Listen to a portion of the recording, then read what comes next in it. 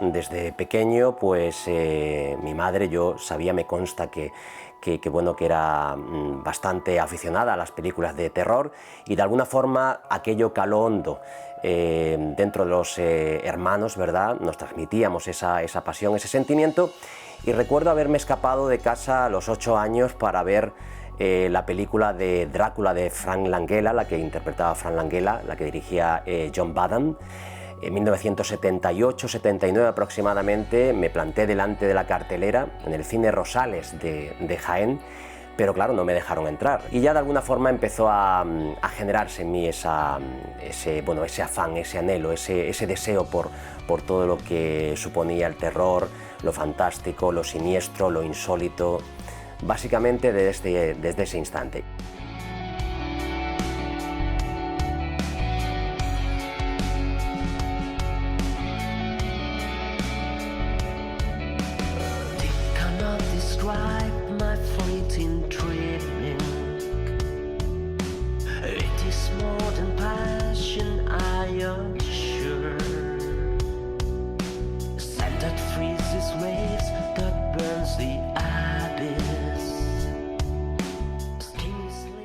El terror en el arte, ya sea en el cine, ya sea en el cómic, ya sea en la literatura, a todos los niveles realmente provoca desde luego una curiosidad, y la curiosidad hace que el receptor o receptora pues se acerque a ese elemental de lo terrorífico, a ese elemental de lo siniestro, porque supone una especie de paso más allá de lo normal, paso más allá de lo categórico, paso más allá de lo convencional. Y de todas formas ofrece desde luego un billete de ida y vuelta.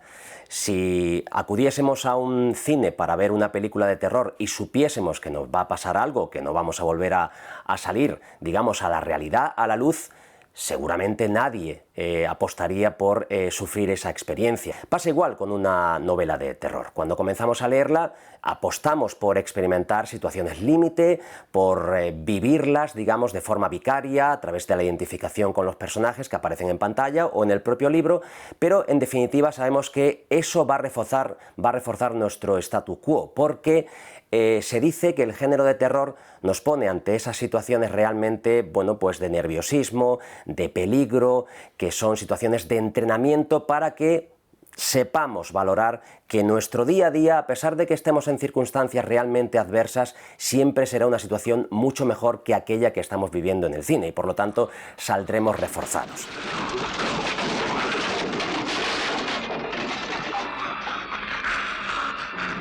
La representación del terror como figura, como digamos, bueno, referente en mitos tales como el vampiro, el hombre lobo, el fantasma, la momia y un largo etcétera, ha tenido una evolución muy constatada a lo largo de los siglos.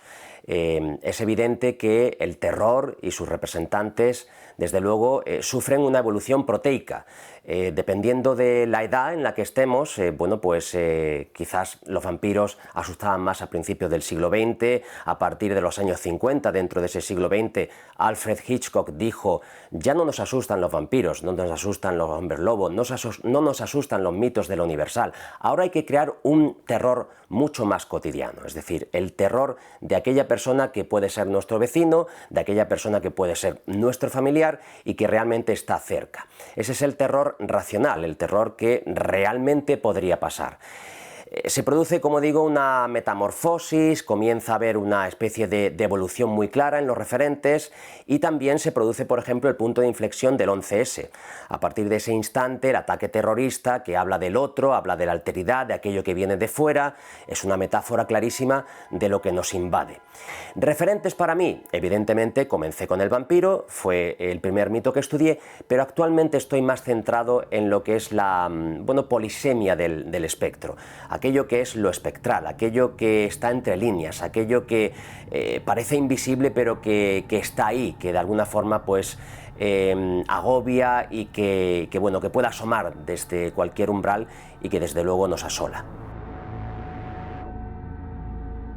El espectro, desde luego, siempre se ha asociado, ¿verdad?, con esa figura que podría calificarse como infantil, la sábana blanca con los dos agujeritos en los ojos, incluso arrastrando las cadenas, que desde luego tienen referentes dentro de la literatura, ¿verdad? En la literatura clásica ya se describe así.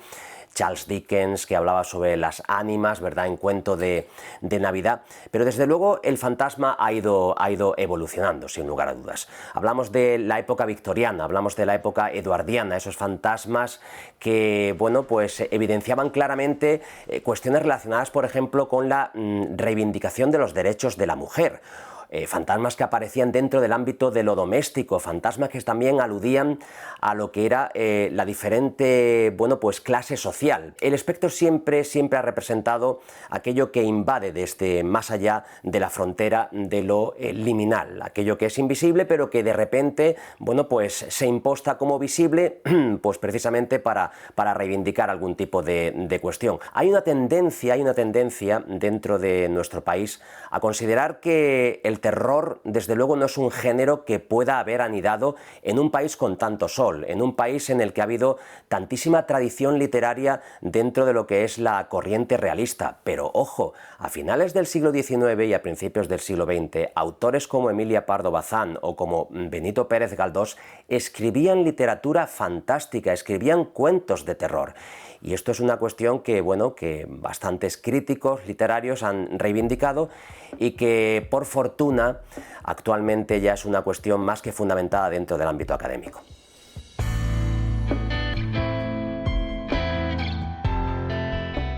Mis primeros pasos en la literatura como autor nacen muy en consonancia con lo que fue mi carrera como músico.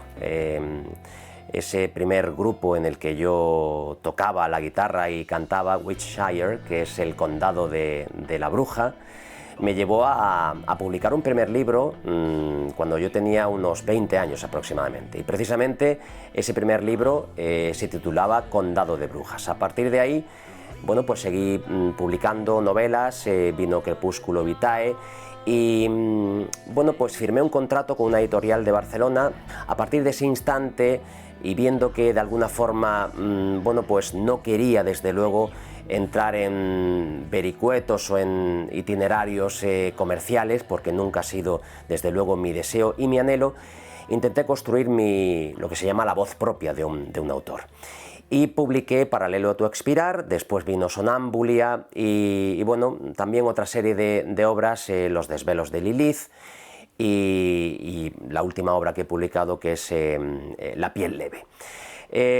La temática es terror, sí, pero es una prosa poética. Es decir, yo realmente tengo un corazón como autor que está muy emparentado, muy asociado con la poesía. De hecho, acabo también de firmar un contrato con una editorial para mi próximo libro, mejor dicho, que será poesía. Será por primera vez publicaré poesía.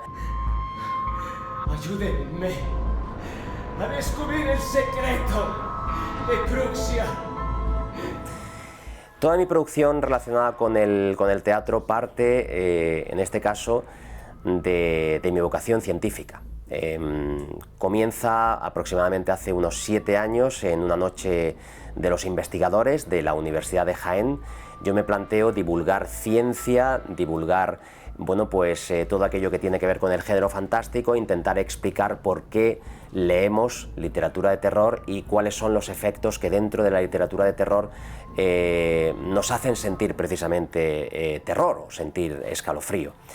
Y creo un primer espectáculo titulado Delirium, basado pues es un espectáculo interactivo en el cual el público atraviesa una serie de estancias, que en este caso un manicomio, y se va encontrando con diferentes personajes con los que dialoga y con los que interactúa. A partir de ese momento yo empiezo a plantearme la necesidad y también, por supuesto, el anhelo de reconvertir espacios patrimoniales, espacios históricos, museos, castillos, bueno, pues monumentos, ¿verdad?, de ese patrimonio de la provincia y de otras provincias, intento convertirlo en un escenario. Y en el escenario desarrollo una serie de guiones que yo escribo y en los que plasmo a personajes que pudieron existir, pero realmente no existieron. Y me doy cuenta de que el impacto es tremendo, cala muy hondo. La verdad es que la sociedad se vuelca totalmente con este tipo casi se puede decir, de fiesta, ¿verdad?, del terror. Y a partir de ese instante empiezo a escribir bastantes guiones y bueno, creo lo que es la compañía Delirium, Laboratorio de Artes Escénicas, y nos va fenomenal porque nos llaman de muchos sitios para, pues eso, representar diferentes espectáculos.